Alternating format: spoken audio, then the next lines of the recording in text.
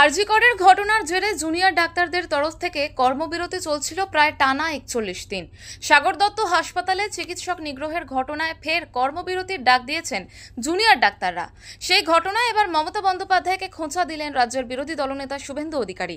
রবিবার সকালে পূর্ব মেদিনীপুর জেলার নন্দীগ্রাম থেকে তিনি বলেন, মমতা বন্দ্যোপাধ্যায় সমস্যার মূল কারণ। উনি যতদিন মুখ্যমন্ত্রী থাকবেন ততদিন এই ধরনের ঘটনা ঘটবে। শুভেন্দু আরও বলেন, ধর্ষকদের প্রোটেকশন দেন মমতা বন্দ্যোপাধ্যায়। লজ্জার বিষয় হলো এখানে পুলিশ, ডাক্তার এবং ধর্ষক একসাথে জেলে আছে। মমতা ব্যানার্জি যতক্ষণ মুখ্যমন্ত্রী থাকবে ততক্ষণ এটা হবে। আপনার মহারাষ্ট্রের বদলাপুরে একেবারে রাম নাম সত্যায় করে দিয়েছে ধর্ষককে। আপনার আসামে জল খেতে খেতে রাম নাম, আর এখানে ধর্ষকদের প্রোটেকশন দেয় মমতা ব্যানার্জি।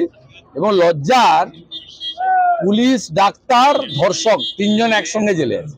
এখন দেখার পালা পাল্টা উত্তরে কি বলেন রাজ্যের মুখ্যমন্ত্রী মমতা বন্দ্যোপাধ্যায়।